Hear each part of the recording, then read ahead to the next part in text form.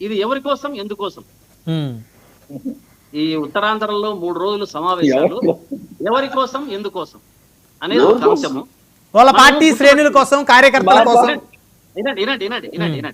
ఎవరి కోసం ఎందుకోసం అనేది ఒకటి వచ్చేస్తే, చిరంజీవి గారు ప్రజారాజ్యం పార్టీ పెట్టారు, బ్రహ్మాండమైన సభలు నిర్వహించారు. కానీ అప్పుడు ఏమనుకున్నారు, ఇంకా చిరంజీవి గారు ప్రజారాజ్యం పార్టీ ముఖ్యమంత్రి అవుతారు అన్న అభిప్రాయంతో అతను వచ్చాడు, అందరూ కూడా అవుతారు అని అనుకున్నారు. కానీ ప్రజలు ఏం చేశారు, రాజకీయం వేరు సినిమా వేరు అని చూపించారు. మళ్ళీ పవన్ కళ్యాణ్ గారు పార్టీ పెట్టారు. పవన్ కళ్యాణ్ గారు కూడా సేమ్ సినిమా వేరు రాజకీయం వేరు అని ప్రజలు నిరూపించి కనీసం పవన్ కళ్యాణ్ గారిని కూడా గెలిపిలేదు. నాకు గుర్తుపెట్టుకోవాలి ఈ విషయం. పవన్ కళ్యాణ్ గారిని కూడా గుర్తుపెట్టుకోలేదు. ఇప్పుడు మన రామాంజనేయులు గారు కానీ మన అందరూ మాట్లాడి 100% స్ట్రైక్ రేట్ అంటారు. ఎట్లయితే ఉందండి 100% స్ట్రైక్ రేట్? 100% స్ట్రైక్ రేటే కదా. 175కు నిలబడి దాంట్లో గెలిస్తే 100% స్ట్రైక్ రేట్. ఏదో తీసుకొని కూటమి పుణ్యమా అని నువ్వే గెలిచలేదు, 21 గెలిస్తే ఇదెట్లయితుంది స్ట్రైక్ రేటు? కాబట్టి అది రాంగ్. అది ఆ స్ట్రైక్ రేట్ అనేది రాంగ్.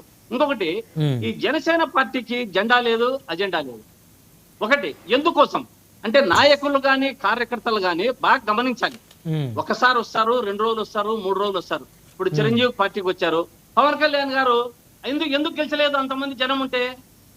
ఏదో ఇప్పుడు కూటమితో చంద్రబాబు నాయుడు గారికి మన ఊడిగం చేయాలని బీజేపీ పార్టీతో కలిసి ఏదో ఊడిగానికి ఒప్పుకున్నారు కాబట్టి ఆయన ఏదో గెలిచాడు, కానీ లేకుంటే అది కూడా ప్రసక్తి లేదు. కాకపోతే ఇప్పుడు జరుగుతున్నటువంటి సభలో వారిని ధైర్యంగా చెప్పమనండి, వచ్చే ఎన్నికలలో 175కు 175 మనం నిలబడతాం, మనం ముఖ్యమంత్రి స్థానంలో మొదటి రేసులో ఉంటామని ఒక్క మాట ధైర్యంగా చెప్పమనండి, నేను ఒప్పుకుంటా. కాబట్టి ఆ పరిస్థితి ఉండదు.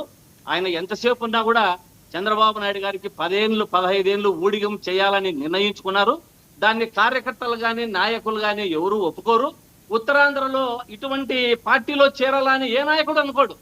ఏదో మహేష్ గారు అట్లా వారు రక్తంలో చిరంజీవి గారి బ్లడ్ లేకుంటే వారి యొక్క వాళ్ళ ఫ్యామిలీ పవన్ కళ్యాణ్ గారి అభిమానం ఎక్కువై వీళ్ళు ఏదో మాట్లాడొచ్చు, కానీ ఇది పార్టీ బలోపేతం చేయడానికి ఇది ఉపయోగపడదు, ఇది ఉపయోగం కాదు. ఆయన ఎప్పుడైతే ఆయన అభిమతాన్ని మార్చుకొని 175 స్థానాలకు 175 నిలబడి మేము నిలబడతాము సీఎం క్యాండిడేట్ రేసులో అన్నప్పుడు మాత్రమే అది ఉపయోగపడుతుంది. అది ఏదో కొన్ని రోజులు సినిమా తీసుకొని టైం పాస్ గా అట్లొచ్చి ఏదో ఒకటి పెట్టుకొని ఇంతకుముందు అంబటరాంబాబు గారు చెప్పినట్ల టైం పాస్ అంటే ఒక పక్కన చిన్న ఒక టైం పాస్ మాదిరి సినిమా అయిపోయిన తర్వాత దీన్ని చేయాలనుకుంటున్నారు. కాబట్టి విశాఖలో భారీ చేరికలు ఉంటాయని మా అభిప్రాయం కాదు. ఎవరు వైసీపీ పార్టీ నుంచి గాని ఇంకో పార్టీ నుంచి గాను చేరనేది మా అభిప్రాయము. మొదటి నుంచి కూడా మా వైసీపీ పార్టీ ఏం చేసిందంటే ఈ 3 నాళ్ల ముచ్చట అని మా వాళ్ళు చెప్పి పవన్ కళ్యాణ్ గారు బలవంత మాగస్థానం చేస్తున్నారు. అంటే వారు అంటున్నారు కదా, పోతే బాగుండదు ఇక్కడే ఉండాలా అనేది దీంట్లో ఉన్నారు. అది మన ఈ రాజకీయాన్ని సినిమాలుగా ఇప్పుడు మన సినిమా ఏమైంది చూసాం సార్. మొన్న సినిమా ఏమైంది, రాజకీయాన్నంతా సినిమాకు వాడారు. ఏమైంది, సినిమా ఫ్లాప్ అయింది. అంటే ఏమి చూసారా మీరు? చూసారా సినిమా అంటే చూడకపోయినా ప్రజల్లో టాక్ కనబడుతుంది కదా.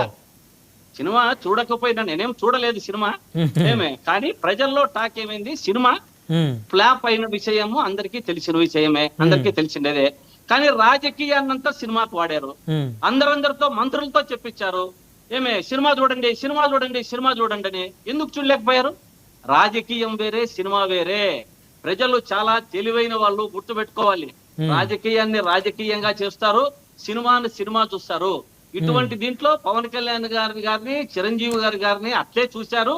ఏదో కూటమి పుణ్యమా బీజేపీ తెలుగుదేశం రాజకీయం 24 అవర్స్ రాజకీయం, వైసీపీ రాజకీయం 24 అవర్స్ రాజకీయం, బీజేపీ రాజకీయం 24 అవర్స్ రాజకీయం. కానీ జనసేనది అది కాదు. అది జన సైనికులకు తెలుసు, నాయకులకి తెలుసు, అందరికీ తెలిసిన విషయమే ఇది. కానీ ఊరికే మామూలుగా జనరల్ గా ఏదో ఒకటి కార్యక్రమాన్ని పెట్టి అందరిలో మన్ననలు పొందాలనుకుంటున్నారు. కానీ ఇది పార్టీ సింగిల్ గా నిలబడితే ఉన్నది కాదు, వచ్చేది కాదు అన్నది ప్రతి ఒక్కరికి తెలుసు. దీంట్లో ఏ డౌట్ లేదు. కానీ రాజకీయాన్ని రాజకీయంగా చేసి పవన్ కళ్యాణ్ ఆ సభలో, ఇప్పుడు మహేష్ గారు చెప్తున్నా, ఈ సభలో జరిగే రేపు సభలో 175 స్థానాలకు 175 స్థానాలకు దమ్ము ధైర్యము ఉంటే పవన్ కళ్యాణ్ గారిని ఒక్కసారి చెప్పమనండి చాలు, ఇంకా దానికి ఇంకా తిరిగే లేదు. కాదు, చివరికి ఇలా వచ్చారండి మీరు. ఆయన వాళ్ళ ఇష్టం, సొంతంగా పోటీ చేస్తారు, లేదా కలిసిపోతారు, లేకపోతే ఈసారి ఇంకో సీటు తగ్గించుకొని చేస్తారు, అది వాళ్ళ ఇష్టం. మీరు ఎలా గెలవాలి అనేది మీరు ఎత్తులు పై ఎత్తులు వేసుకోవాలి, కానీ మీ పార్టీ స్ట్రాటజీగా ముందుకు వెళ్ళాలి, కానీ ఆయన చేయమనండి అంటే అట్లా కాదు, మా స్ట్రాటజీ కాదు. మీరు ఎట్లా చెప్తారు సార్ వాళ్ళని సింగిల్ గా పోటీ అంటే? వాళ్ళు చెప్పేది స్ట్రైక్ రేట్ అంటారే, అది రాంగ్ అని చెప్పడానికి ఇది ఓకే ఓకే ఓకే సమయం తక్కువగా ఉంది, 1 by 1 కంక్లూజన్ తీసుకుందాం. 175కు నిలబడి స్ట్రైక్ రేట్ ఎంత అనేది అర్థమవుతుంది. ఏదో కూటమి ప్రభుత్వంలో ఈవీఎంలో లేకుంటే ఇంకొకటో రోజు చూస్తూనే ఉన్నాం. 40 లక్షల ఓట్లు. సరే, ఇప్పుడు సార్ ఆ అంశం వద్దండి దయచేసి, ఆ అంశం ఇంకా ప్రత్యేకంగా చర్చిద్దాం. డైలీట్ అయిపోతుంది చర్చ, పక్కదావ పడుతుంది. ఇప్పుడు నాయుడు గారు ఏమేమో చెప్పారు, అక్కడికి పోలేదు నేను, ఆయనకు కౌంటర్ ఇవ్వదలుచుకోలే. కానీ నేను స్ట్రైట్ గా సూటిగా సుత్తి లేకుండా అడుగుతున్నా. ఓకే, పవన్ కళ్యాణ్ గారు మర్నాడు జరిగే సభలో 175కు నిలబడతాము, మనమంతా క్యాండిడేట్లను రాజకీయం చేస్తాను, సినిమా పక్కన పెడతాను, మనం ఇండివిజువల్ గా ముందుకు పోతాము అని ఒక్క మాట దమ్ము ధైర్యం ఉంటే జన సైనికులందరినీ చెప్తానండి. అసలు కాదు సార్, మీరు అడిగే దానికి అర్థం ఉందా? వాళ్ళు పొత్తులో ఉన్నారు, 15 ఏళ్ళు కలిసి వెళ్తామంటే మళ్ళీ 175 పోటీ చేస్తామని చెప్పాలని అడుగుతున్నారు మీరు. నేను అదే చెప్పేది, అట్లాంటప్పుడు నాయకులు కార్యకర్తలు విస్మరించరు.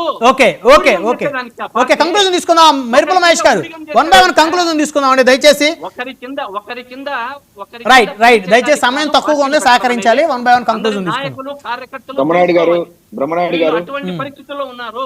మహేష్ గారు కంక్లూజన్ ఇవ్వండి. పార్టీని ఎవరు విస్మరించరు. ఓకే ఓకే దయచేసి ఆగాలి మీరు. శ్రీకాంత్ గారు, నేను అడుగుతున్నా. మహేష్ గారు. బ్రహ్మనాయుడు గారు, ఇప్పుడు వైఎస్ఆర్సీపీ వాళ్ళకి పవన్ కళ్యాణ్ ఎంత ఇబ్బంది పెట్టాడు, ఏ స్థాయికి తీసుకొచ్చాడనే విషయం ప్రతి